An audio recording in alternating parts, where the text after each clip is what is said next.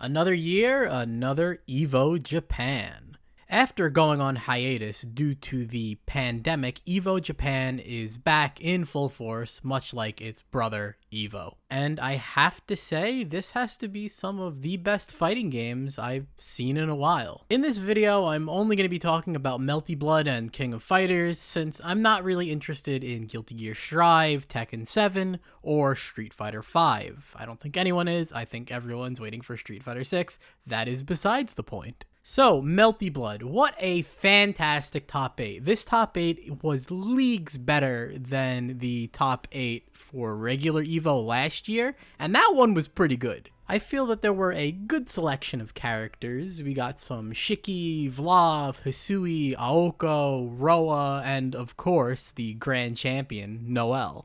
I think people are seriously undervaluing how good Aoko is, because just seeing those two Aoko players put people into the Oki, you just put the orbs on them in the corner, and they're just stuck there. They have to block that. That looks like some of the most frustrating stuff in the world to deal with. God forbid she puts the two orbs down. You just gotta hold there and block that while she does block strings on you, stagger pressures you. Oh, and of course, pulls out her 17 frame overhead that's 0 on block, meaning she basically gets to continue her turn, even if you guess right, because hey, want to press something? Orbs are still there.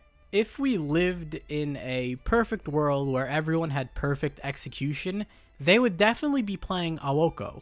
But if you look towards who made it far in the bracket and who the grand finals were, they were not Aoko players. When it comes down to it, characters that are consistent and can do consistently strong things, like Noelle or Roa, are going to be more valued in a competitive environment, because even in this top 8 with some of the best talent that Melty Blood has, people were dropping things left and right. And I'll be the first to say, Melty Blood Type Lumina is an easy execution game.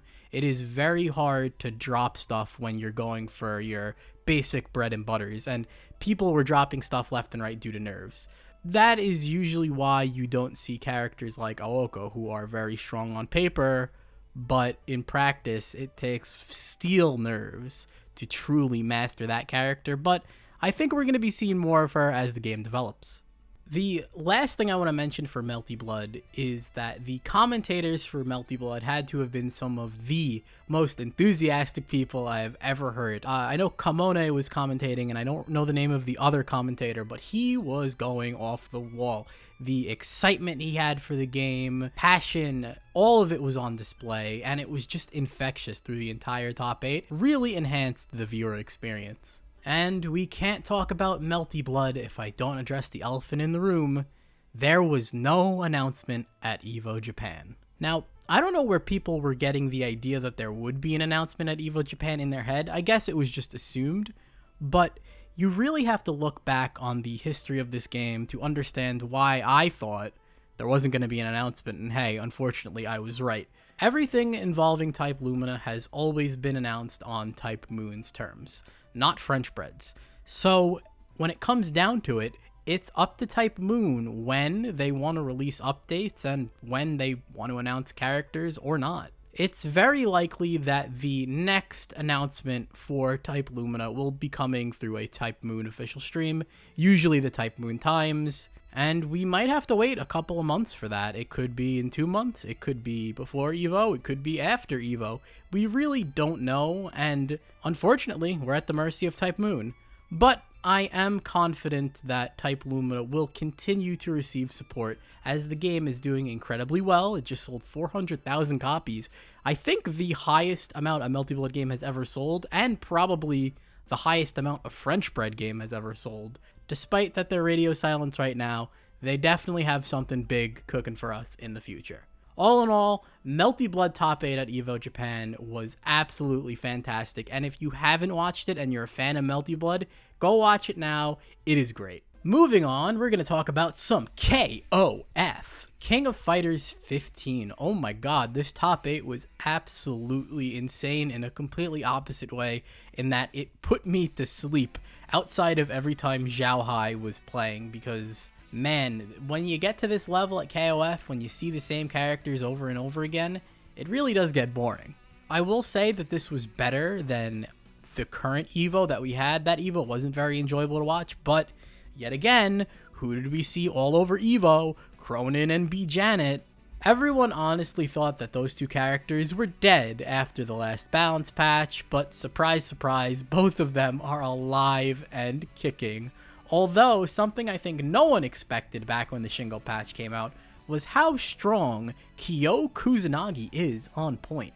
Now, Kyo is a little bit of a harder character to play when it comes to higher level, mid-level, because he requires a certain amount of execution, and some of his techniques are hard to do and are easy to drop, but these guys here were making Kyo on point look incredibly strong. And I just have to comment on how good Zhao Hai did in this competition. Not only did he beat the Evo champion, but he beat previous Evo champions too in bracket, and I think he only dropped one match.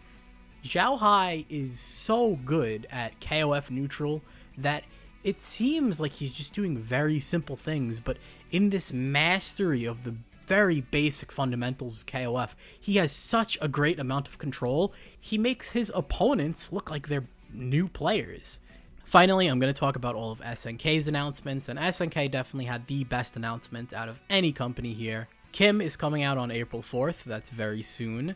Then Sylvie is going to come out in summer with the free DLC character Gonets from the King of Fighters 96 as another boss character in the same line as Drzuul. Then they showed off another piece of artwork for the new Fatal Fury / Garo game with Terry, Andy, and Joe all rocking some new cool outfits. And this really just confirms the idea that I think that the new Fatal Fury / Garo game is going to be its own series, and the biggest announcement SNK dropped just out of nowhere. The King of Fighters 13 is getting rollback netcode.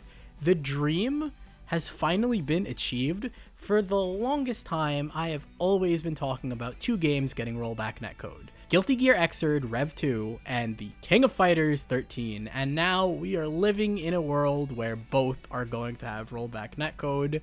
I am shocked. This year's Evo Japan was definitely run better than last Evo. There were less advertisements, and it was quicker to get to matches. In fact, the only complaint I would have is that it took place in Japan, meaning that the schedule for watching it was pretty inconvenient at times, but hey, that's what VODs are for. That's basically it. What did you guys enjoy about Evo Japan? I'm actually recording this while it's still going on, because I think Guilty Gear Strive is going on right now. Let's see. Yeah.